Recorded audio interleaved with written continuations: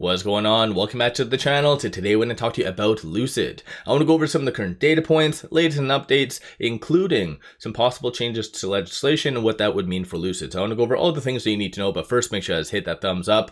And with that, let's get right to it. So Lucid is pulling back down 6.09%, 284 the low, 312 the high, and 58 million shares being traded. 159 is the average. No official news from Lucid, no SEC filings, even on a larger macro standpoint. There isn't any data points coming out today to kind of justify today's pullback. So it is just institutions selling for whatever reason. As you can kind of see from the secondary market, a lot of strings of selling. Same goes on the dark pool. So a lot of big transactions, and I'm not really sure why some institutions might be selling, possibly because of this right here. So latest ratings did come out, a lot of which were posted after hours on Friday. So I think the market is digesting, for instance, 𝗪𝗪𝗧𝗪, $3 price target, also a 230 TD Cohen. This one right here, Adam Jonas, was on the Thursday, so that one already would have been factored into the stock price.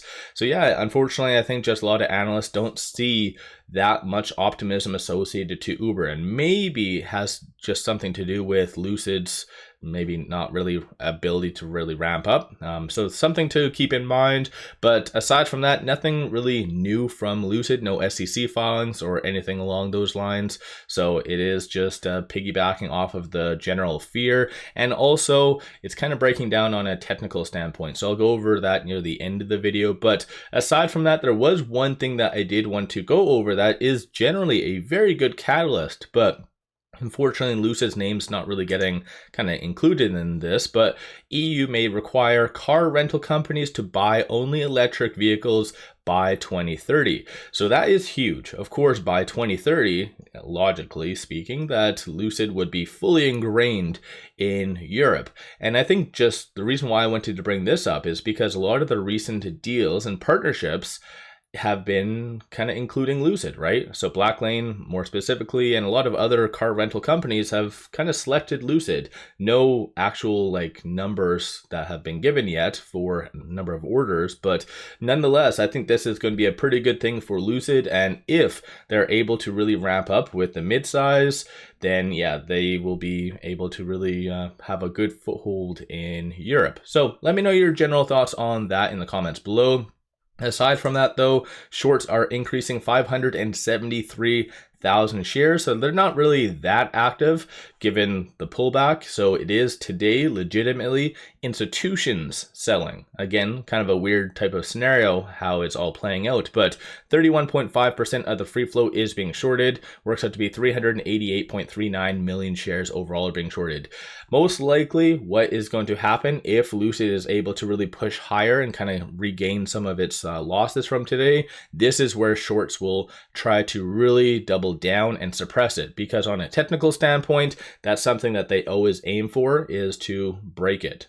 So again, I'll go over the technicals, but as far as options goes, 2.03 million in calls, 672,000 in puts, and then 55% of all the options being done are bearish in nature. So people and big money is still anticipating more of a pullback, and based on these dollar values, it is institutions that is actually believing that there's more downside. From the bulls, there is a consensus for it to be above 350, so still a lot of optimism, and then the bears are anticipating for it to be sub 250 for this week, between 250 and 3. So again, something to somewhat keep in mind, but like I already pointed out, institutions for whatever reason are selling. It's just a very weird circumstance. So again, under my channel, I always like to play devil's advocate. So I always like to put myself in other people's shoes and kind of analyze what they would be doing. And I think coming from a bear standpoint, the only thing that maybe they might not really be all hyped up about with the Uber deal is they do not think that Lucid can ramp up and fulfill those orders, because I think generally speaking, they should be, as of right now, fulfilled a lot of that 50,000 to the Saudi government. But as far as I'm aware, aware, they haven't done really any of that. So again, I think that's probably where the bears are kind of getting their mentality from, and maybe why institutions are selling. So let me know your general thoughts on that. With it right now at 287, it is slightly below this pivot point. So this is that make it or break it type of scenario. So 288 is going to be that key point to really watch for. Ideally, Lucid does regain and really pushes above that 288 mark. But nonetheless, if it does close below that, you have 244 being the strong support below that. Flip side, 331 is going to be the next strong target / resistance. Aside from all that fun stuff, there hasn't been any new analyst ratings, no articles or anything along those lines. So it is just piggybacking off of institutional transactions and everything else.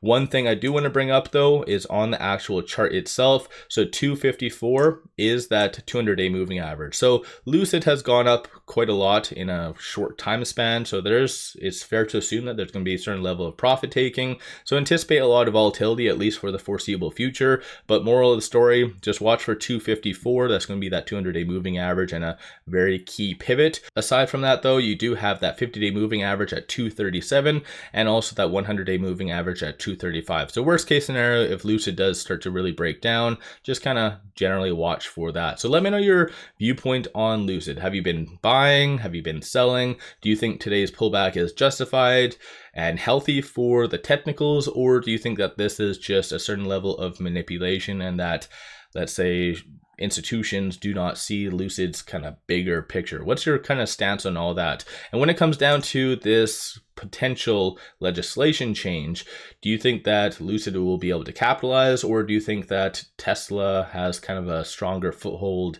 in Europe? I think AMP2 is going to play a huge, massive part in Lucid's success. I know I've mentioned this on and off, but with Trump even today kind of talking about tariffs here and there, AMP2 is going to be able to kind of bypass all of that. So I think AMP2 is going to be like that very big deal for Lucid. So if they can actually complete their kind of renovations, move to the higher phases faster, I think it's estimated, was it first half of 2026, if they're able to really move that faster and speed that up and start production, then yeah, you can kind of get a better market share in around the general vicinity as well. So let me know your viewpoint on this news. Aside from all that though, one final thing, pop over to my Patreon if you're looking for some solid buy signals on stocks, options, crypto. Many of them have been absolutely on point, such as even Open Door, Bull, completely called the bottom. So those are going through massive runs right now. So definitely worthwhile to pop over to the Patreon, link in the description below and also the comments. With all that said, appreciate all you watching.